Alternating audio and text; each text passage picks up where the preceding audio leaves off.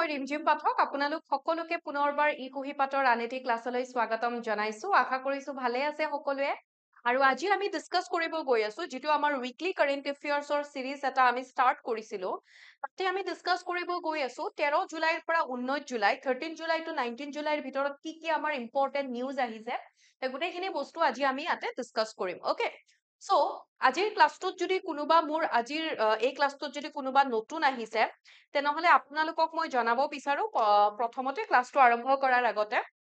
আপোনালোকে যদি ই কুঁহিপাতৰ কাৰ কেতিয়া ক্লাছ আছে সেইখিনি বস্তু যদি আপোনালোকে জানিব বিচাৰে time table and then daily যদি কুৱেশ্যন প্ৰেক্টিচ কৰিব বিচাৰে আৰু লগতে ডেইলি কাৰেণ্ট এফেয়াৰ্ছো যদি আপোনালোকক লাগে তেনেহলে ই কুঁহিপাতৰ এইটো টেলিগ্ৰাম চেনেলত আপোনালোকে জইন কৰি ল'ব পাৰিব চাৰ্চ কৰিলেও পাই যাব নহলে স্কেন কৰিবও পাৰিব লগতে এইটো মোৰ টেলিগ্ৰাম চেনেল যদি বিচাৰে তেনেহলে ইয়াতেও জইন কৰিব পাৰিব নেক্সট আকৌ যেহেতু আমি কাৰেণ্ট এফেয়াৰ্স পঢ়ি আছো গতিকে বহুতে কাৰেণ্ট এফেয়াৰ্সৰ পিডিএফও বিচাৰে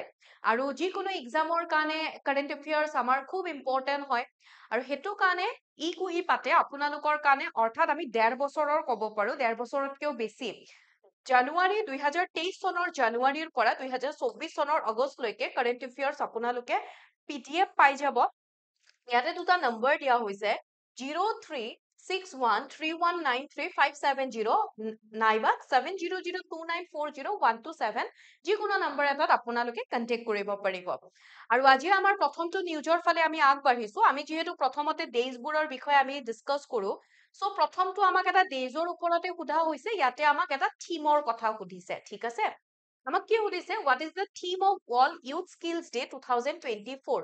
Youth Skill Day কেতিয়া সেলিব্ৰেট কৰা হয় হেতু আমাক সুধিব পাৰে আৰু যদি আমাক যদি সুধে ন্যাশনাল ইউথ ডে কেতিয়া সেলিব্ৰেট কৰা হয় জানুৱাৰী মান্থত সেলিব্ৰেট কৰা হয় আমাৰ এগৰাকী বিশেষ ব্যক্তিৰ স্মৃতিত সেলিব্ৰেট কৰা হয় জানুৱাৰী মাহত কেতিয়া মোক এটো আপোনালোকে জনাব তো আমি ইয়াতে এটো চাও যেটো আমাক ইউথ স্কিল ডেৰ কথা কৈছে 2024 চনৰ এটো সেলিব্ৰেট কৰা হয় 15 জুলাই আৰু 15 জুলাই প্ৰথম স্টাৰ্ট কৰিছিলে ইউএন স্টাৰ্ট কৰাৰ যদি কথা সুধে ইউনাইটেড নেশ্যনৰ যি জেনাৰেল এছেম্বলিৰ দ্বাৰা প্ৰথম আৰম্ভ কৰা হৈছিলে ইউথ স্কিলছ ডে তেওঁলোকে প্ৰথম এটো ডিক্লেয়াৰ কৰিছিলে যে প্ৰতি বছৰে 15 July youth skills day celebrate কৰা হ'ব আৰু তেওঁলোকে এটো স্টাৰ্ট কৰিছিলে এটো ডিসিশন লোৱা হৈছিলে 2014 চনৰ নৱেম্বৰত আৰু প্ৰথম ফাৰ্ষ্ট ডে সেলিব্ৰেট কৰা হয় 2015 চনৰ 15 জুলাইৰ পৰা ঠিক আছে আৰু এতিয়া আমাক ইয়াতে যেহেতু থিমৰ কথা সুধিছে থিম কোনটো হৈ যাব option C youth skills for peace and development তাৰ মানে 2024 চনৰ আমাৰ এইটো থিম হয় ইউথ স্কিল ডে ঠিক আছে মনত থাকিব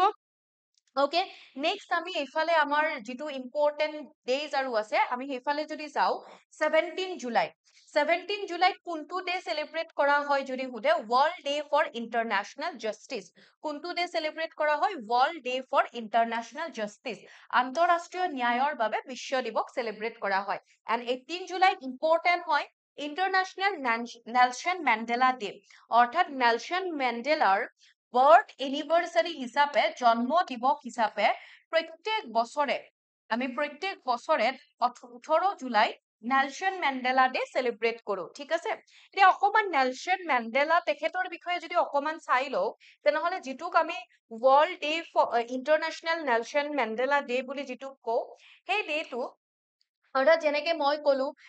তেখেতে যিটো তেখেতৰ যিখিনি আমাৰ আমি যদি চাও বিশ্বত তেখেতৰ যিটো অৰিহণা আছিলে নেলসন মেণ্ডেলাৰ সেইটোক লৈ পেলাই অৰ্থাৎ তেখেতৰ কিহৰ কাৰণে আমি যদি যেনেকে যদি চাও তেখেতে ধৰি লওক এক্টিভ ইনভলভমেন্ট অৰ্থাৎ কনফ্লিক্টছৰ ক্ষেত্ৰত সংঘাতৰ ক্ষেত্ৰত প্ৰমোটিং হিউমেন ৰাইটস মানৱ অধিকাৰ এইবোৰ প্ৰমোট কৰা ইন্টাৰনেশ্যনেল ডেমক্ৰেসি আন্তঃৰাষ্ট্ৰীয় গণতন্ত্ৰ তাৰপাছত এইফালে ৰিকনসাইলেশ্যন আৰু এড্ৰেছিং ৰেচিয়েল ইস্যুজ অৰ্থাৎ যিখিনি বৰ্ণ বৈষম্য সেইবোৰৰ ওপৰত তেখেতৰ যিখিনি অৱদান আছিল সেইটো কাৰণে প্ৰত্যেক বছৰে তেখেতৰ জন্ম দিৱসত নেলসন মেণ্ডেলা ডে সেলিব্ৰেট কৰা হয় এইবাৰৰ থিমটো কি হয় it is still in our hands to combat poverty and inequality theme কেইটা মনত ৰাখিব এণ্ড অকমান আকৌ কি হয় এটা কেতিয়াবা আমাক সুধিব পাৰে এটা কুৱেশ্যন সুধিব পাৰে 67 মিনিটছৰ কথা সুধিব পাৰে যে what does 67 minutes of Mandela mean তাৰমানে নেলছন মেণ্ডেলাৰ ক্ষেত্ৰত 67 মিনিটছটোৱে কি বুজায় বা আমাক সুধিব পাৰে 67 মিনিটছটো কোনটো ডেৰ লগত জড়িত কাৰ জন্ম দিৱসৰ লগত জড়িত তেনেকুৱা যিহেতু 67 ইয়াৰ্ছ ধৰি পেলাই নেলছন মেণ্ডেলাই গোটেই দেশৰ কাৰণে মানে তেখেতে ফাইট কৰি গৈছিলে তেখেতে চাৰ্ভিচ প্ৰভাইড কৰিছিলে সেইটো কাৰণে আমাৰ মানুহখিনিক এইটো কোৱা হৈছে যে আমি এটলিষ্ট আমি মানৱ অধিকাৰ বা মানৱ সেৱাৰ ক্ষেত্ৰত আমি যাতে আমাৰ 67 মিনিটছ এটা যাতে আমি দিওঁ সেইটো কোৱা হৈছে আৰু 1993 তেখেতে নোবেল প্ৰাইজ পাইছিলে শ্বেয়াৰ কৰি পেলাই অকে তো আমাক সুধিব পাৰে কেতিয়া তেখেতে নোবেল প্ৰাইজ লাভ কৰিছিলে 1993 মনত থাকিব নেক্সট খুব এটা ইম্পৰ্টেণ্ট নিউজ এটা আহিছে আমাৰ এইকেইদিনত কুৱেশ্যনটো কি কৈছে আমি নিউজটো যদি চাওঁ কুৱেশ্যনেৰে যদি চাওঁ which day has the central government decided to celebrate as constitution murder day অৰ্থাৎ সংবিধান হত্যা দিৱস অকে আমাক সুধিব পাৰে সংবিধান হত্যা দিৱস সংবিধান হত্যা দিৱস কেতিয়া পালন কৰা হয় মানে আমাৰ কি কোৱা হৈছে যে আমাৰ চেন্ট্ৰেল গভৰ্ণমেণ্টে কেন্দ্ৰ চৰকাৰে এটা দিন ধাৰ্য কৰিছে যিটো দিনত প্ৰত্যেক বছৰে সংবিধান হত্যা দিৱস হিচাপে পালন কৰা হ'ব আৰু সেই দিনটো কি হয়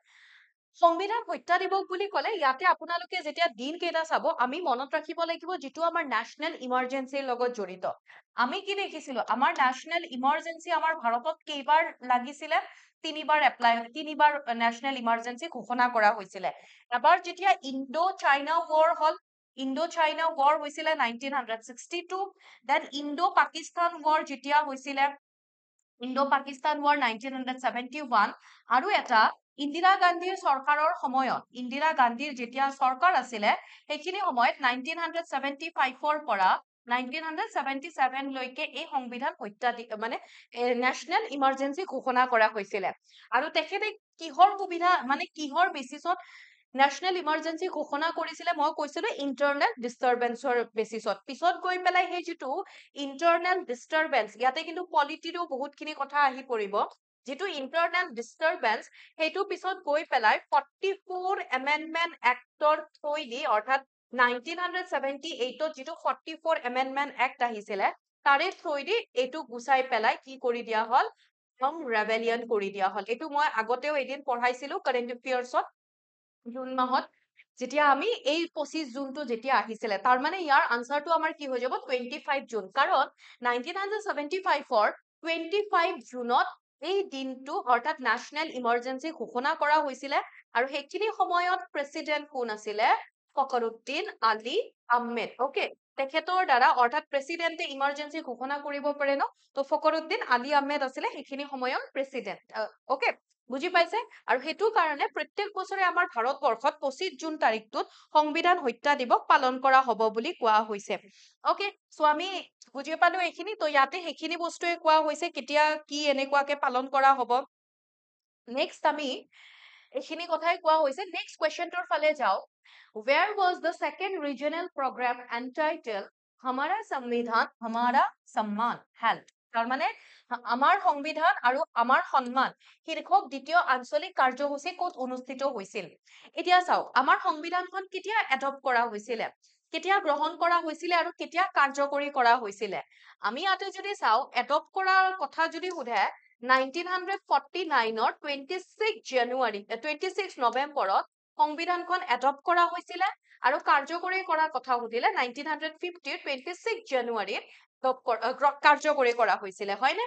এতিয়া যিহেতু আমাৰ এই এডপ্ট গ্ৰহণ কৰাৰ 75 বছৰ কমপ্লিট হ'ব গৈ আছে 75 ইয়াৰ্স কমপ্লিট হ'ব গৈ আছে তো তেনেকুৱাকে সময়ে সময়ে আমাৰ সংবিধানখনৰ বিশেষত্ব আমাৰ সংবিধানখনত কি আছে অৰ্থাৎ মানুহখিনিক সজাগতা বৃদ্ধি কৰিবৰ কাৰণে মানুহখিনিৰ মাজত আমাৰ যিখিনি ফাণ্ডামেণ্টেল ৰাইটস আমাৰ ৰাইটস কি হয় আমাৰ ডিউটিজ কি হয় দেন আমাৰ জাষ্টিস কি আছে তো এই গোটেইখিনি মানুহৰ মাজত অৱগত কৰিবৰ কাৰণে সময়ে সময়ে এনেকুৱা কিছুমান ৰিজনেল প্ৰগ্ৰেম অনুষ্ঠিত হৈ থাকিব বা তেনেকুৱাকে অনুষ্ঠিত কৰি থকা গৈছে অকে সো সেইটোৱে আমাক সুধিছে যে সেকেন্ড টাইম ক'ত অনুষ্ঠিত কৰা হৈছে যিখন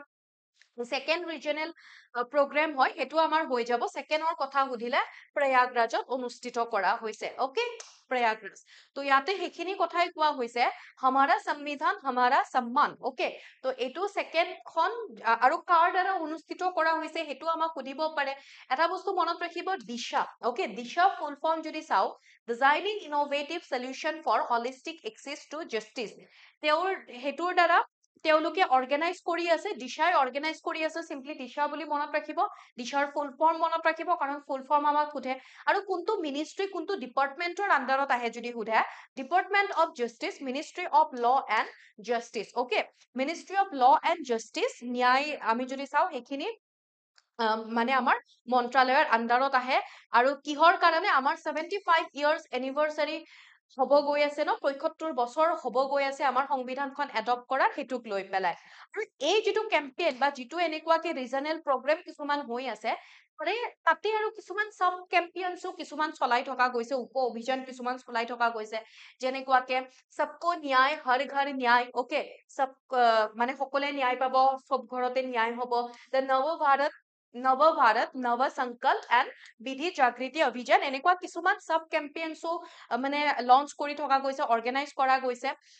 আৰু ইয়াতে কি হৈছে এটা পোৰ্টেল এটা লঞ্চ কৰা গৈছে हमारा संविधान हमारा सम्मान যেটো পোৰ্টেলৰ থ্ৰুইদি আমাৰ ভাৰতীয় মানুহখিনি আমাৰ যিখিনি ইণ্ডিয়ান সিটিজেনছ আছে তেওঁলোকে পাৰ্টিসিপেট কৰিব পাৰিব আৰু তাতে তেওঁলোকে সেই বস্তুখিনি জানিব পাৰিব একচুয়ালি কি আছে তাতে ঠিক আছে মানে সংবিধানখনৰ কথা যদি কও কি আছে বুজি পালো নেক্সট কোৱেশ্চনটো খুব এটা ইম্পৰ্টেন্ট কোৱেশ্চনটো কি কৈছে who has recently release sustainable development goal index কি কৈছে সাস্টেইনেবল ডেভেলপমেন্ট গোল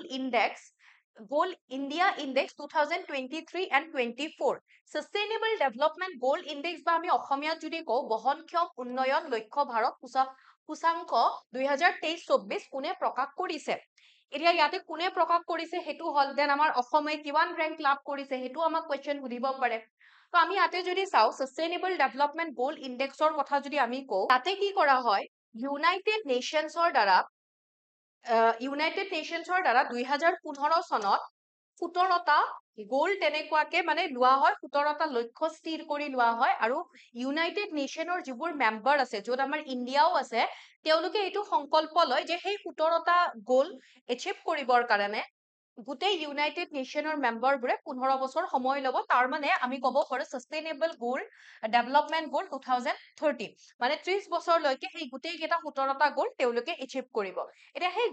গোল কেইটা মই অকমান কৈ দিছো তাৰ আগতে এইটো কোৱেশ্চন আমি চাই লও যে ইণ্ডিয়াৰ ক্ষেত্ৰত এই ইনডেক্সটো কোনে জাৰি কৰে আনসাৰ হৈ যাব নীতি আয়োগ ঠিক আছে আনসাৰ হৈ যাব নীতি আয়োগ এটা নীতি আয়োগৰ ফুল ফৰ্মটো কি হয় আপোনালোকে মোক জনাব কাৰণ আগতেও কোৱেশ্চন আহিছে নীতি আয়োগৰ এই টিটোৱে কি বুজায় তেনেকে আমাক কোৱেশ্চন আগতেও দিয়া গৈছে এতিয়া এই যেটো ইনডেক্স যেটো ওলাইছে হেতুৰ ওপৰত আমি যদি চাও যেনেকে মই কলো যে ইউনাইটেড নেশনছৰ যিবোৰ মানে ইউনাইটেড নেশনছৰ মেম্বাৰছবোৰে তেনেকুৱাকে 17টা গোল তেনেকে তেওঁলোকে টাৰ্গেট কৰিছিলে 2023 চনলৈকে এই 17টা গোল তেওঁলোকে এচিভ কৰিব যিবোৰ গোলত আমি যদি চাও নো পভাৰ্টি কোনো ধৰণৰ পভাৰ্টি হেবোৰ নাথাকিব zero hunger then good health and well being তো এনেকুৱাকে 17টা গোল আছে আৰু একদম লাষ্টৰটো আমি 17 নম্বৰটো যদি চাও পাৰ্টনাৰশ্বিপ ফৰ দা গোলছ মানে বেলেগ বেলেগ ৰাষ্ট্ৰৰ মাজত পাৰ্টনাৰশ্বিপ বেলেগ বেলেগ দেশৰ মাজত যাতে পাৰ্টনাৰশ্বিপ সেই গোলটো যাতে তেওঁলোকে এচিভ কৰে এতিয়া আমাৰ নীতি আয়োগে কি কৰে আমাৰ ভাৰতবৰ্ষত নীতি আয়োগে বা আমি যদি ভাৰতৰ ক্ষেত্ৰত যদি চাও এই গোলটো বা এইটো এচিভ কৰিবৰ কাৰণে আমাৰ ভাৰতবৰ্ষই প্ৰত্যেক বছৰে আমাৰ ৰাজ্যসমূহক বা এইটোৰ যিটো মোটিভেট কৰিবৰ কাৰণে আমাৰ ৰাজ্য আমাৰ যিবোৰ ইউনিয়ন টেৰিটৰি আছে তাৰে কাৰণে এই প্ৰত্যেকটো 17 নম্বৰটো বাদ দি পেলাই বাকি 16টা গোলৰ ওপৰত প্ৰত্যেক বছৰে এনেকুৱাকে কি হয় কিছুমান ৰেংকিং দিয়ে য'ত 0ৰ পৰা 100 লৈকে থাকে ওকে সো সেই ৰেংকবোৰৰ ভিত্তিত আমি গম পাব পাৰো কিমান খিনিয়ে কোনখন ৰাজ্য বা কোনখন ইউনিয়ন টেৰিটৰিয়ে এইবোৰ গোল লাভ কৰিবলৈ সক্ষম হৈছে আৰু ইয়াৰ ভিতৰতো কিছুমান কি হয় আমি যদি চাও কিছুমান সব গোল তেনেকুৱা কিছুমান থাকে অৰ্থাৎ আমি যদি চাও ইয়াতে এই 17টা গোলটো আছে তাৰোপৰি কি হয় 113টা ইণ্ডিকেটৰ্ছ তেনেকুৱাকে আছে আৰু কোনটো মিনিষ্ট্ৰিৰ আন্ডাৰত আহে যদি সোধে ministry of statistics and programme তেওঁলোকে কি কৰে এইটোৰ আন্ডাৰত আহে আৰু কোনে এই ইনডেক্সটো ওলাই যদি সোধে প্ৰত্যেক বছৰে মই যেটো কলো কোনে ওলাই নীতি আয়োগৰ দ্বাৰা এই ইনডেক্সটো জাৰি কৰা হয় ওকে য'ত কি হয় মই যেনেকে ক'লো কিছুমান স্ক'ৰ দিয়ে, কিছুমান তেওঁলোকক আমাৰ ভাৰতৰ যিবোৰ ৰাজ্য ইউনিয়ন টেৰিটৰী আছে চবকে স্ক'ৰ দিয়ে। স্ক'ৰৰ ভিতৰত 0 to 100 থাকে। এতিয়া চাপ'জ 100 কোনোবাই যদি পাই যায়, 100 যদি এতিয়াতো আমাৰতো গ'লটো সেইটোৱে হয় যে 2023 চনলৈকে গোটেই কেইটা সেই যিটো গোটেই কেইটা গ'ল আছে সেইকেইটাত 100 তেনেকুৱাকে কৰাৰ টাৰ্গেট লৈছে।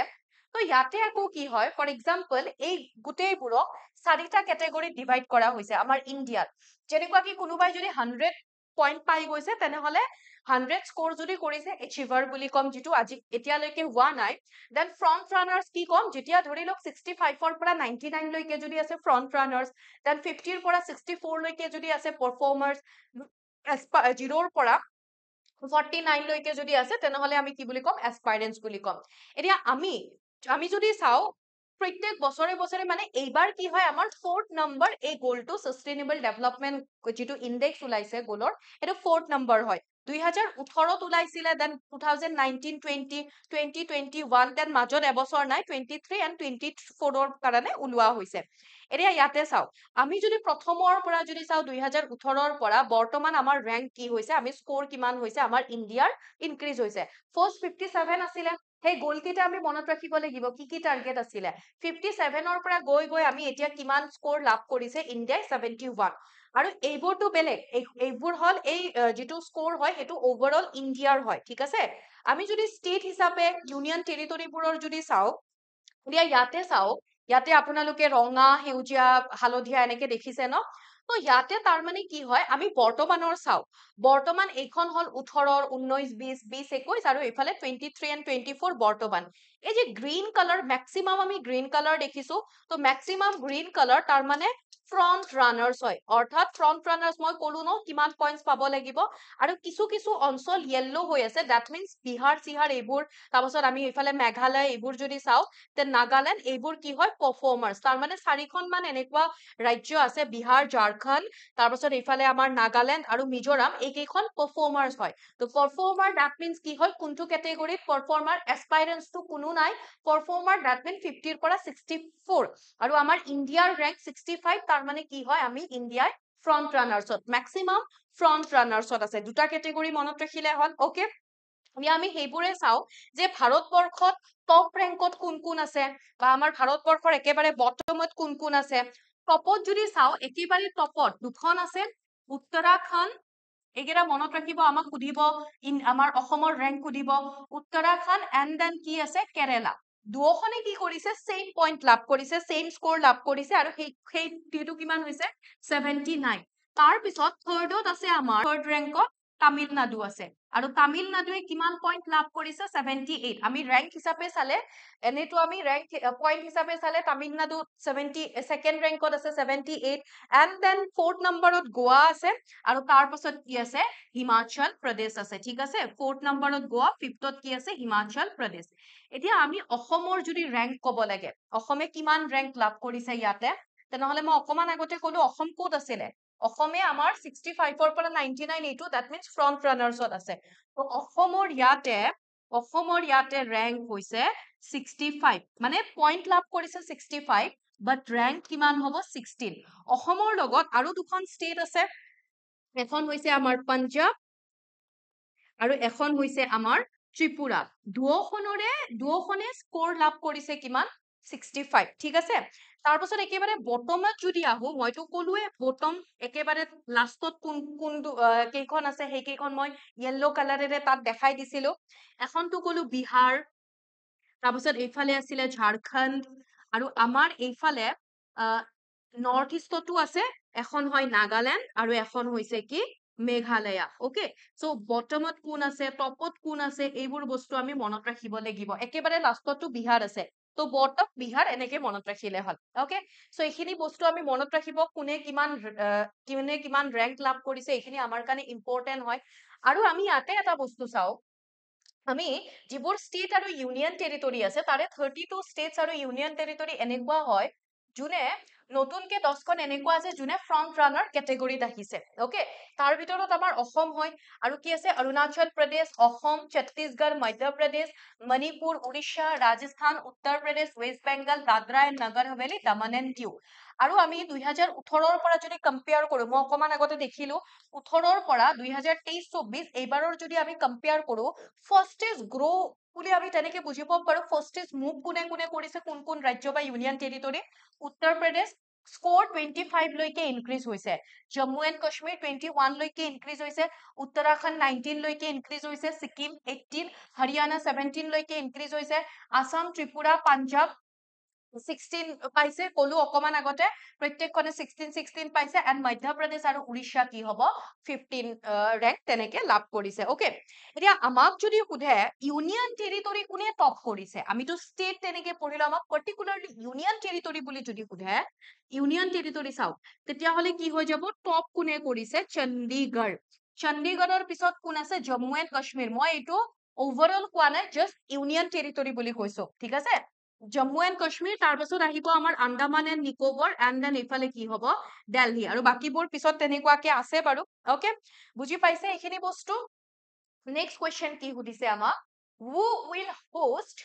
who will host the first audio visual entertainment summit waves recently তো waves বুলি এটা নতুনকে summit হ'ব গৈ আছে প্ৰথমবাৰৰ কাৰণে যিটো কি হয় মনোৰঞ্জনৰ সন্মিলন তেনেকে মনত ৰাখিলে হ'ল দৃশ্য শ্ৰাব্য মনোৰঞ্জন সন্মিলন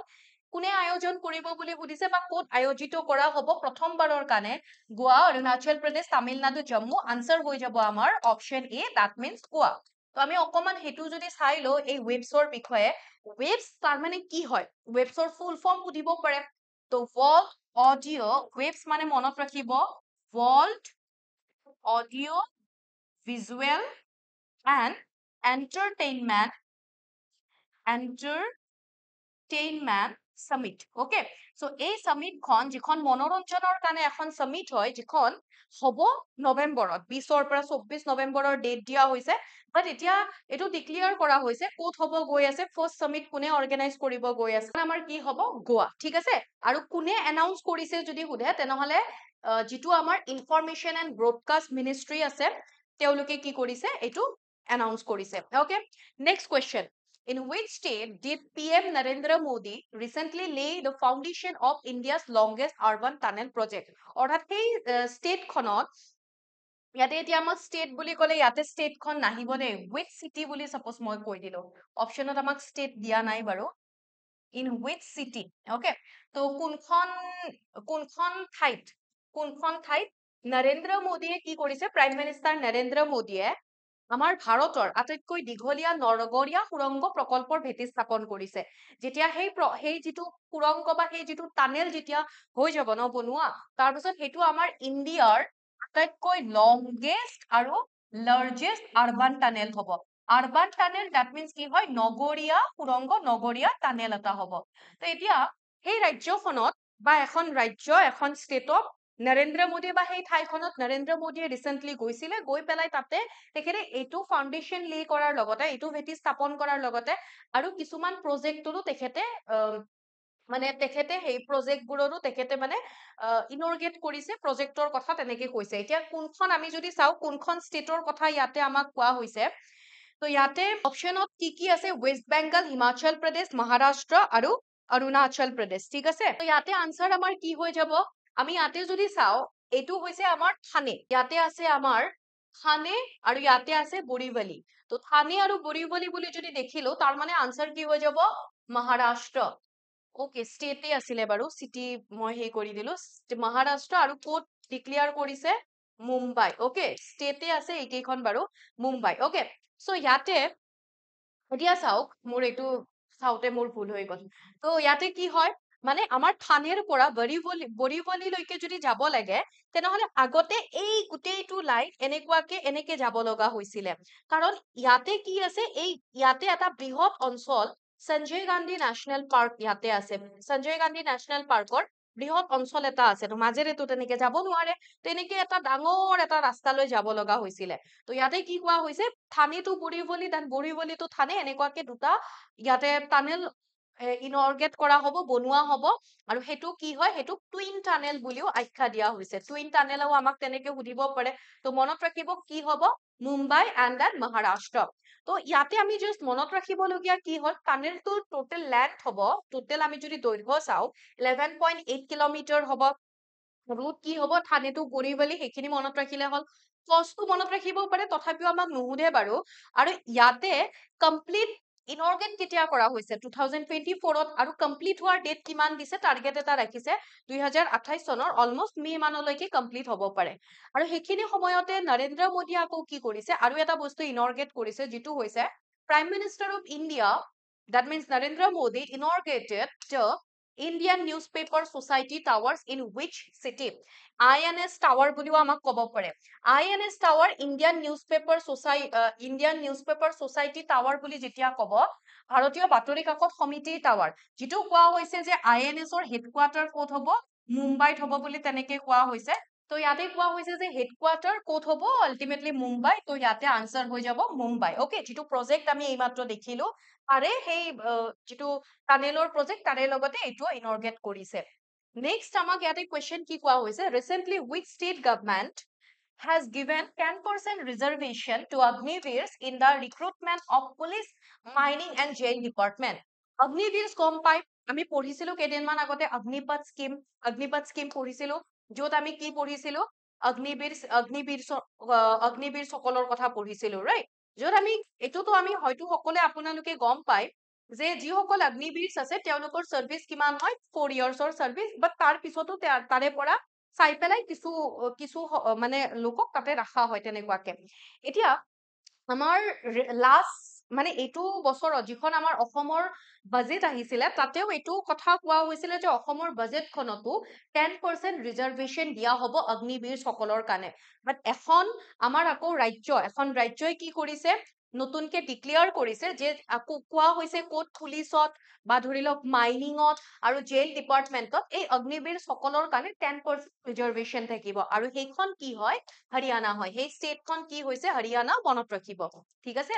next, which Indian state is associated with Harela festival? হাৰেলা উৎসৱ কোনখন আমাৰ ভাৰতীয় ৰাজ্যত উদযাপন কৰা হয়, পালন কৰা হয়, বা কোনখন ৰাজ্যৰ লগত জড়িত? ঝাৰখণ্ড, উত্তৰাখণ্ড, উত্তৰ প্ৰদেশ আৰু তামিলনাডু। তো এই যিটো হাৰেলা ফেষ্টিভেলৰ কথা আমাক ইয়াতে কোৱা হৈছে, হাৰেলা ফেষ্টিভেলৰ লগত জড়িত হৈ আছে, কোনখন ৰাজ্য জড়িত হৈ আছে, তেনেকে আমাক সুধিছে। তো আনসাৰ কি হৈ যাব, চাওক, ইয়াতে হিমাচল প্ৰদেশৰো কিছু অঞ্চলত হাৰেলা ফেষ্টিভেল চেলিব্ৰেট কৰা হয়। এতিয়া হিমাচল প্ৰদেশৰ কিছু ঠাইত, ঠিক আছে, কিন্তু মেজৰ ফেষ্টিভেল যদি আমাক সোধা হয়, হিমাচলৰ ওচৰে পাজৰে কোন আছে, উত্তৰাখণ্ড। তো আনসাৰ হৈ যাব ইয়াতে কি, আমাৰ ক'ত চেলিব্ৰেট কৰা হয়, উত্তৰাখণ্ডত চেলিব্ৰেট কৰা হয়। অকে, আৰু নৰ্মেলি যিটো শিৱ পাৰ্বতীৰ বিবাহ উৎসৱ হিচাপেও তেনেকুৱাকে ইয়াতে শিৱ পাৰ্বতীৰ বিবাহ হিচাপেও তেনেকে সেইটো ৱেডিং ইয়াতে চেলিব্ৰেট কৰা হয়। আৰু এইটো কি বুলি কোৱা হয়, ডে অফ গ্ৰীণ। হাৰেলা ফেষ্টিভেলক ডে অফ গ্ৰীণ তেনেকুৱাকেও কোৱা হয়, সেউজীয়া তেনেকুৱাকে এইটোক হাৰেলা ফেষ্টিভেলক কোৱা হয়। ঠিক আছে, বুজি পাইছে? নেক্সট আকৌ এটা আমি ফেষ্টিভেল চাওঁ, যিটো কৈছে আমাৰ কৰাচী পূজা। কৰাচী পূজা, where is কৰাচী পূজা celebrated? কৰাচী পূজা ক'ত পালন কৰা হয়? অপশ্যন আছে ত্ৰিপুৰা, ঝাৰখণ্ড, উৰিষ্যা, নাগালেণ্ড। আমাৰ এখন নৰ্থ ইষ্টৰ ষ্টেট এখনত চেলিব্ৰেট কৰা হয়। কি হ'ব ক'ব পাৰিব? আনসাৰটো কি হয়? ট্ৰাই কৰকচোন। আমি ইয়াতে কৰাচী পূজা আমি চাই লওঁ অকমান সেইটোৰ বিষয়ে, যে কৰাচী পূজা ফেষ্টিভেল অফ 14 গডছ বুলিও কোৱা হয়। তাৰমানে ধৰি লওক এনেকুৱাকে, মানে আমি যদি চাওঁ 14টা গডছৰ তেনেকুৱাকে হেড আনি পেলাই কোৱা হয় যে এনেকুৱাকে তাতে পূজা কৰা হয়। আৰু কোনখন ঠাইত যদি আমাক সোধে, ক'লো ন, এখন নৰ্থ ইষ্টৰ ষ্টেটত কি আছিলে, ত্ৰিপুৰা আছিলে, মনত ৰাখিব। তো ইয়াতে এইটোক কোৱা হয়, এইটোক আকৌ ফেষ্টিভেলছ অফ 14 গডছ বুলিও জনা যায়, য'ত এটা ইভেন্ট, এটা মানে ৱৰ্শ্বিপ কৰা ইভেন্ট এটা জড়িত হৈ আছে, যিটো দেৱতা কি হয়, চতুৰ্দশা দেৱতা। অকে, তো এইটো অৰ্থাৎ ত্ৰিপুৰী ত্ৰিপুৰী লোকসকলে তেওঁলোকৰ পূৰ্বপুৰুষৰ দেৱতা চতুৰ্দশ দেৱতা মানে ৱৰ্শ্বিপ কৰে তেনেকুৱাকে। আৰু ইয়াতে যিটো খাৰচি যিটো ৱৰ্ড আছে ন, দুটা ৱৰ্ড লগ লাগি পেলাই ফৰ্ম হৈছে। এটা হৈছে খাৰ, that means কি হয়, খাৰটা that means seed, অৰ্থাৎ পাপ। আৰু চি that means কি বুজায় ক্লিনিং তাৰ মানে পাপ দূৰ কৰা পাপ ধোৱাৰ কথা বুজাইছে ওকে তো পাপ চাফ চিকুণ কৰা বা দূৰ কৰা সেইটো হৈছে খাৰচি পূজাৰ লগত জড়িত যিটো ত্ৰিপুৰাত চেলিব্ৰেট কৰা হয় next where was the mango festival 2024 inaugurated recently এনেকুৱা ফেষ্টিভেল কিয় চেলিব্ৰেট কৰা হয় কৃষকসকলক মানে উৎসাহ যোগোৱাৰ কাৰণে তেওঁলোকৰ বা আমি যদি চাওঁ আমাৰ ভাৰতবৰ্ষৰ যিবোৰ এক্সপৰ্ট সেইবোৰৰ কাৰণে তেনেকুৱাকে বিশ্ব দৰবাৰত যাতে এটা মানে তেনেকুৱা আমৰ সেইটো দৰ্জাটো এটা সেই কৰিবৰ কাৰণে তেনেকুৱাকে মেংগো ফেষ্টিভেল চেলিব্ৰেট কৰা হয় কোনখন ৰাজ্যত চেলিব্ৰেট কৰা হৈছে বা কোনখন ৰাজ্যত ৰিসেন্টলি উদ্বোধন কৰা হৈছে আনসাৰ কি হৈ যাব উত্তৰ প্ৰদেশ ওকে মনত ৰাখিব উত্তৰ প্ৰদেশ তো ডাইৰেক্ট এনেকুৱা কিছুমান মনত ৰাখিলে হ'ল নেক্সট স্পৰ্টছৰ ওপৰত আহিছে আৰু খুব important who recently won Wimbledon Women's Singles 2024 title. শেহতীয়াকৈ উইম্বলডন মহিলা একক 2024 খিতাপ কোনে লাভ কৰিছে মহিলাৰ কথা কৈছে Marketa ভন্ড্ৰছোভা বাৰ্বৰা ক্ৰেটচিকোভা then Elina ৰাইবাকিনা and সেৰেনা Williams কোন হ'ব আনসাৰ কি হৈ যাব অপশন বি ওকে বাৰ্বৰা তেনেকে মনত ৰাখিলে হ'ল এতিয়া আমি উইম্বলডন ওমেন্স বা আমি উইম্বলডনৰ কথা যদি কওঁ তেনেহলে যি আমাৰ গ্ৰেণ্ড স্লেম হয় গ্ৰেণ্ড স্লেমৰ ভিতৰত থাৰ্ড যিটো এটা সেই হয় সেইটো হৈছে টেনিছ খেলৰ লগত টেনিছৰ লগত জড়িত কোনটো খেলৰ সুধিব পাৰে উইম্বলডন তেতিয়া কি হৈ যাব টেনিছ ঠিক আছে সো আমি ইয়াতে যদি চাও যেনেকুৱাকে আমাৰ অষ্ট্ৰেলিয়ান ওপেনছ আৰু ফ্ৰেঞ্চ ওপেনৰ পিছতে কি হয় থাৰ্ড নম্বৰত যিটো আছে সেইটো হৈছে আমাৰ উইম্বলডন ওপেন ওকে সো আৰু আনসাৰ আমাৰ কি হৈ যাব অপশন বি তো আমি অকমান সেইখিনি চাই লও মেইলৰ কোন আছিলে ফিমেইলৰ কোন তো মেইলৰ হ'ব কাৰ্লোছ আলকেৰেছ যোন স্পেইনৰ পৰা বিলং কৰে আৰু বাৰবাৰা আমিতো দেখিলো চেজ ৰিপাব্লিকৰ পৰা তেখেতে কি হয় বিলং কৰে আৰু তেওঁলোক দুগৰাকীয়ে পুৰুষ আৰু মহিলাৰ সিংগলছ 2024 ত উইম্বলডন টেনিছ চেম্পিয়নশ্বিপ খিতাপ লাভ কৰিবলৈ সক্ষম হৈছে ওকে সো এই উইম্বলডন চেম্পিয়নশ্বিপ আমি যদি চাওঁ এনেকুৱা এখন মানে সিংগল এনেকুৱা এখন টেনিছ ইউএছ ওপেন সৰি আমাৰ গ্ৰেণ্ড স্লেমৰ এনেকুৱা এখন মানে সেই হয় য'ত নেচাৰেল গ্ৰাছত খেলা হয় ওকে কাৰণ আমি যদি চাওঁ ইউএছ ওপেন বুলি যদি কওঁ অষ্ট্ৰেলিয়ান ওপেন বুলি যদি কওঁ সেইবোৰ কি হয় বেলেগ তেনেকুৱাকে সাৰফেসত খেলা হয় এইটো কি হয় নেচাৰেল গ্ৰাছত তেনেকুৱাকে খেলা হয় ওকে সো এতিয়া আমি অকমান আমি সেই গোটেইখিনিৰ বিষয়ে অকমান চাই লওঁ যেনেকুৱাকে আমাৰ অৰ্থাৎ দুগৰাকী প্লেয়াৰৰ বিষয়ে কাৰ্লোছ আলকেৰেজৰ বিষয়ে যদি চাওঁ তেখেতৰ এইটো fourth grand slam okay fourth grand slam single title যিটো তেখেতে আকৌ কি হয় 2024ত ফ্ৰেঞ্চ ওপেনো লাভ কৰিছে 2022ত ইউএছ ওপেনো লাভ কৰিছে এণ্ড উইম্বলডন ওপেন 2023 এণ্ড 24 তেখেতে লাভ কৰিছে আকৌ ইয়াতে মনত ৰাখিব যে আমাক যদি সোধে হাইয়েষ্ট গ্ৰেণ্ড স্লেম কাৰ নামত আছে 24টা সিংগল টাইটেল লাভ কৰিছে নোভাক জকোভিক ওকে তো তেখেত সকলোৱে চিনি পায় নোভাক জকোভিক তেখেতৰ নামত 24টা আছে এতিয়া আমি কিছুমান এপইন্টমেন্টস ইয়াতে চাই লওঁ পিছত আমি কুৱেশ্যনো ডিছকাছ কৰিম ৰিচেন্টলি নেপালৰ নতুন প্ৰাইম মিনিষ্টাৰ এপইন্ট কৰা হৈছে কেপি শৰ্মা অলি ওকে তাৰোপৰি লাহোৰৰ প্ৰথমগৰাকী ওমেন চিফ জাষ্টিছ এপইন্ট কৰা হৈছে প্ৰথম মহিলা চিফ জাষ্টিছ যাৰ নাম হৈছে আলিয়া নীলাম আমি কেইদিনমান আগতে পাঞ্জাবৰ আমি ফেব্ৰুৱাৰী মানত পঢ়িছিলো যিখিনি আমাৰ পাকিস্তানৰ পাঞ্জাব প্ৰভিন্স আছে তাৰে প্ৰথমগৰাকী মহিলা চিফ মিনিষ্টাৰ এপইন্ট কৰা হৈছিলে কি নাম হয় তেখেতৰ মাৰিয়াম এনেকুৱা আছিলে কিবা নাম কি নাম হয় জনাবচোন কৰাইছিলো মই next question where has the second conference of foreign minister of BIMSTEC started তো বিমষ্টেকৰ যি আমাৰ বৈদেশিক মন্ত্ৰীৰ সন্মিলন হয় তাৰে দ্বিতীয়খন সন্মিলন ক'ত হৈছে সেইটো আমাক সুধিছে কেৰেলা আসাম দিল্লী আৰু গুজৰাট আসামটো নহয় কেৰেলা হ'ব দিল্লী হ'ব নে গুজৰাট হ'ব ক'ত আমাৰ বিমষ্টেকৰ ছেকেণ্ড কনফাৰেন্স ক'ত হৈছে যদি সোধে অকমান আমি বিমষ্টেকৰ বিষয়ে অকমান চাই লওঁ যেনেকুৱাকে আমাৰ যিটো ফাৰ্ষ্ট এডিশ্যন আছিলে আৰু বিমষ্টেক বুলি ক'লে ফুল ফৰ্ম মনত ৰাখিব আমাক কুৱেশ্যন সোধে Bay of Bengal Initiative for Multi-Sectoral Technical and Economic Corporation যিটোৰ ফাৰ্ষ্ট আমাক যদি সোধে কনফাৰেন্স ক'ত হৈছিলে তেতিয়াহ'লে হ'ব আমাৰ থাইলেণ্ডত হৈছিলে ৰাইট ইয়াতে আমাক সোধা হৈছে ছেকেণ্ড এডিশ্যনৰ ছেকেণ্ড কনফাৰেন্স ক'ত কৰা হৈছে আৰু আমি ইয়াতে অকমান বিমষ্টেকৰ বিষয়ে তেনেকে যদি অকমান চাই লওঁ যিটো এটা ৰিজনেল অৰ্গেনাইজেশ্যন হয় 1997ত গঠন কৰা হৈছিলে বেংকক ডিক্লাৰেশ্যনৰ পিছত বেংকক ডিক্লাৰেশ্যন সাইন কৰাৰ পিছত 1997ত গঠন কৰা হৈছিলে ইয়াতে টোটেল 7 মেম্বাৰ্স আছে নামটো কি হয় নামটো কি বুলি কলো বে অফ বেংগল তো তাৰ মানে বে অফ বেংগল আমি যদি চাও যিখিনি আমাৰ বে অফ বেংগল কান্ট্ৰি যিখিনি পৰে তো সেইখিনি যেনেকুৱা কি ইয়াতে আছে আমাৰ বাংলাদেশ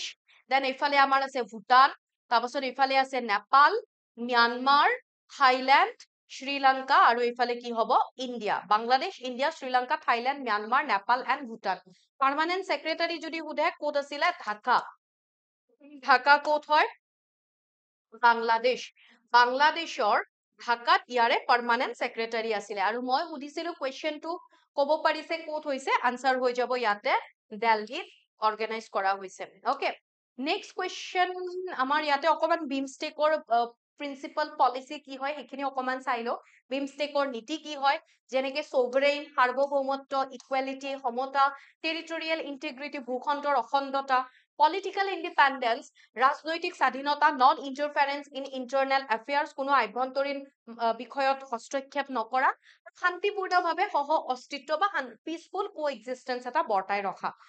7টা এৰিয়াত মেইনলি ফোকাস কৰে যি 7টা এৰিয়াৰ ভিতৰত আছে trade environment and climate change security agriculture and food security people to people contact অৰ্থাৎ ডিৰেক্ট তেনেকে মানুহৰ দ্বাৰা তেনেকে কন্টেক্ট কৰা science and technology and innovation and connectivity এই 7টা হৈছে বিমষ্টেকৰ মেইন ফোকাস কৰা area okay Next question. In which country has Foreign Ministry at Jaishankar inaugurated India's first overseas Jana Aushadhi Center? Jana Aushadhi Center Indiaৰ বাহিৰত কোনখন ঠাইত এটা কোনখন ঠাইত প্ৰথমবাৰৰ বাবে তেনেকুৱাকে প্ৰথমটো বহিৰাজ্যৰ জন ঔষধি কেন্দ্ৰ উদ্বোধন কৰিছে কোনে আমাৰ যিগৰাকী ফৰেইন মিনিষ্টাৰ হয় এছ জয়শংকৰ তেখেতৰ দ্বাৰা উদ্বোধন কৰা হৈছে ৰাইট তো কি হ'ব কোনখন ঠাইত মই ইজি কৰি দিও সেইখন ঠাইটো যিটো কাৰেন্সি হয় ন সেইটো ৰুপিয়ে হয় বাট ঠাইখনৰ নামটো আগত লাগি যাব আনসাৰ কি হ'ব মৰিশিয়াছ তাৰ মানে ইয়াৰে কাৰেন্সি কি হৈ যাব মৰিশিয়াছ ৰুপি ঠিক আছে আনসাৰ কি হৈ যাব আমাৰ মৰিশিয়াছ ৰুপি এতিয়া কথাটো হল আমাক যদি সোধে মৰিশিয়াৰ ক্যাপিটেল কি হয় আমাক ক্যাপিটেল সুধিব পাৰে ক্যাপিটেল কি হ'ব Port Louis okay capital মনত ৰাখিব capital currency ওপৰত question সোধে right so Port Louis হৈ যাব ইয়াৰে capital next in which country will the Indian Air Force participate in exercise Pitch Black 2024 এটা exercise হৈছে এটা অনুশীলন হৈছে যেটো কি হৈছে Pitch Black okay exercise Pitch Black কি হয় exercise Pitch Black then আমাৰ Indian Air Force ক'ত participate কৰিছে যদি সোধে Japan Thailand Bangladesh and then কি হ'ব অস্ট্রেলিয়া আনসার কি হৈ যাব ইয়াতে আমাৰ আনসাৰ হৈ যাব অস্ট্ৰেলিয়া অস্ট্ৰেলিয়াৰ ডাৰউইনত হৈছে এই এক্সাৰসাইজটো যত আমাৰ আমি যদি চাও ৰয়েল অস্ট্ৰেলিয়ান এয়াৰ ফোৰ্সেও যত পাৰ্টিসিপেট কৰিছে আৰু আমাৰ ইন্ডিয়াৰ কি হ'ব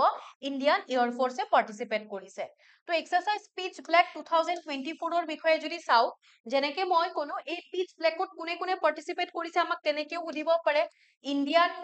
ন্যাশনাল আমাৰ আৰ্মি হ'ব আৰু সৰি ইন্ডিয়ান এয়াৰ ফোৰ্স সৰি দে ইন্ডিয়ান এয়াৰ ফোৰ্স হ'ব আৰু এইফালে আমি যদি চাও আমাক যদি অস্ট্ৰেলিয়াৰ সোধে তেতিয়া হলে মনত ৰাখিব রাফ দ্যাট মিন্স কি হয় রাফ দ্যাট মিন্স কি হ'ব রয়্যাল অস্ট্রেলিয়ান এয়ার ফোর্স যেটো অকমান আগতে কলো রাইট তো এটো এইবাৰ অৰ্গেনাইজ কোনে কৰিছে যেটো এটা বাইএনিয়াল দ্বিবাৰ্ষিক হয় মাল্টিনেশনাল এক্সাৰসাইজ হয় হোস্ট কৰিছে এই ৰাফৰ দ্বাৰা ৰাইট আৰু এইবাৰ 43 years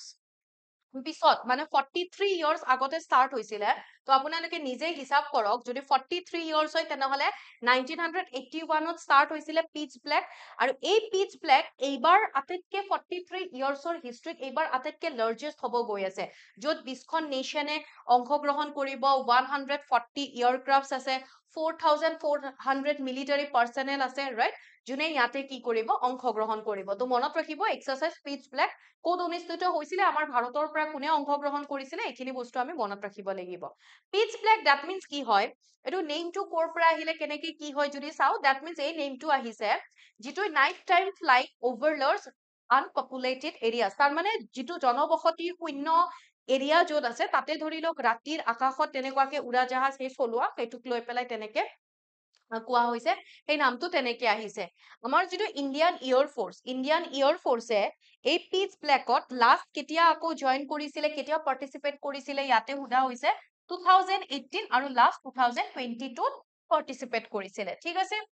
next which state has been recently selected as the best state for the prestigious agricultural leadership award 2024 in horticulture হৰ্টিকালচাৰৰ ক্ষেত্ৰত অৰ্থাৎ আমি যদি চাওঁ উদ্যান শস্যৰ ক্ষেত্ৰত কোনখন ভাৰতীয় ৰাজ্যই শ্ৰেষ্ঠ বঁটা লাভ কৰিবলৈ সক্ষম হৈছে কুৱেশ্যন সুধিছে আৰু সেইখন আমাৰ এখন নৰ্থ ইষ্টৰে হয় যিখন হ'ব আমাৰ নাগালেণ্ড অকমান চাই লওঁ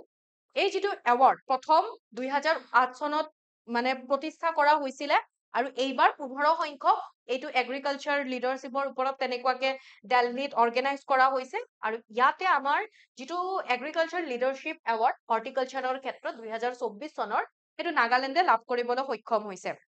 ইয়াতে এগৰাকী তাৰে মিনিষ্টাৰ নাগালেণ্ডৰ মিনিষ্টাৰ এগৰাকী জড়িত হৈ আছে আৰু মিনিষ্টাৰ গৰাকীৰ নাম হৈছে মোৰ অকমান প্ৰনাউন্স কৰোতে বেলেগ হ'ব পাৰে ইয়াতে যদি চাল হৌটু নিউ ওকে তেখেত এটা বস্তু চাওক তেখেত নাগালেণ্ডৰ প্ৰথম গৰাকী ফাৰ্ষ্ট ফিমেল মিনিষ্টাৰ হয় আৰু লগতে তেখেতৰ আকৌ কি হয় আমি ক'ব পাৰো ফাৰ্ষ্ট নাগালেণ্ডৰ প্ৰথম গৰাকী এমএলএ লগতে মানে মহিলা এমএলএ আৰু তেখেতৰ লগত কো এগৰাকী মহিলা কোন গৰাকী মহিলাই এমএলএ হৈছিলে মানে নাগালেণ্ডত প্ৰথম যোৱাবাৰে আমি পাইছো যে প্ৰথম মানে কি হয় দুগৰাকী মহিলা এমএলএ হৈছে প্ৰথমবাৰৰ কাৰণে তো এগৰাকীতো এখেত হয় যিগৰাকী এগৰাকী মিনিষ্টাৰো হয় আৰু আনগৰাকী কোন হয় সেইটো আপোনালোকে মোক জনাব Next, recently India's young mountaineer Nitish Singh has hosted the tricolor মানে আমাৰ ভাৰতীয় পতাকাখনৰ কথা কৈছে on which country's highest mountain peaks of Mount Kinabalu তো এখন দেশ যিখন দেশৰ highest mountain peak টো কি হৈছে আমাক তেনেকেও সুধিব পাৰে highest mountain peak টো কি হৈছে তেনেকেও সুধিব পাৰে আটাইতকৈ উচ্চ শৃংগ তাৰোপৰি কোনে কৈছে সেইটোও সুধিব পাৰে নীতিশ সিং আৰু তেখেত প্ৰথম গৰাকী এনেকুৱা ফাৰ্ষ্ট ব্যক্তি হৈ পৰিছে বা তথা আমি ক'ব পাৰো ফাৰ্ষ্ট ইণ্ডিয়ান হৈ পৰিছে আমি ফাৰ্ষ্ট ইণ্ডিয়ান বুলি যদি কওঁ ফাৰ্ষ্ট এনেকুৱা এগৰাকী ভাৰতীয় ব্যক্তি হৈ পৰিছে যোনে ফাৰ্ষ্টেজ গৈছে মানে অলমষ্ট 19 ঘণ্টামান সময়তে তেনেকুৱাকে তেখেতে ক্লাইম কৰিছে তো নামটো কি হ'ব ইয়াতে আমি যদি চাওঁ কোনখন দেশৰ আনসাৰ হৈ যাব মালয়েছিয়া ৰাইট তো মনত ৰাখিব অলমষ্ট 19 ঘণ্টাৰ ভিতৰতে তেখেতে এইটো ক্লাইম কৰিবলৈ সক্ষম হৈছে আৰু মালয়েছিয়াৰ হাইয়েষ্ট মাউণ্টেইন পিক তেনেকেও সুধিব পাৰে কি হৈ যাব Mount Kinabalu okay next Aliya Neelam has taken oath as the first woman judge of which country অকমান আগতে কলো আলিয়া নীলমে কোনখন দেশৰ প্ৰথম মহিলা ন্যায়াধীশ হিচাপে শপত গ্ৰহণ কৰিছে কি হৈ যাব আনসাৰ আমাৰ ইয়াতে পাকিস্তান ৰাইট পাকিস্তানৰ নেক্সট পাকিস্তান দ্যাট মিন্স আমি ইয়াতে দেখিছিলো লাহোৰ তো লাহোৰ হলে কোৰ হৈ যাব পাকিস্তানৰ হৈ যাব next who has recently been appointed as the prime minister of Nepal for the third টাইমৰ কাৰণে নেপালৰ প্ৰাইম মিনিষ্টাৰ হিচাপে কাক এপইণ্ট কৰা হৈছে অকমান আগতে মই কৈছিলো কি হ'ব K P Sharma Oli okay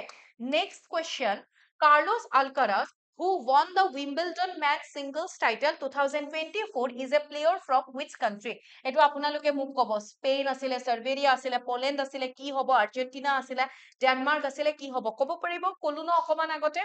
আৰু এইখিনি আছিলে আজি আমাৰ কুৱেশ্যন তথা আমাৰ আজিৰ নিউজ 13 জুলাইৰ পৰা 19 জুলাইলৈকে নেক্সট আমি 20 জুলাইৰ পৰা তেনেকে আমি 1 উইকৰ চাম কি আছিলে কি নিউজ আছিলে আশা কৰিছো ক্লাছটো ভাল পাইছে যদি ভাল পাইছে আপোনালোকৰ বন্ধু বান্ধৱীৰ সৈতেও শ্বেয়াৰ কৰি দিব আজি ইয়াতে এৰিছো thank you so much and ta ta bye by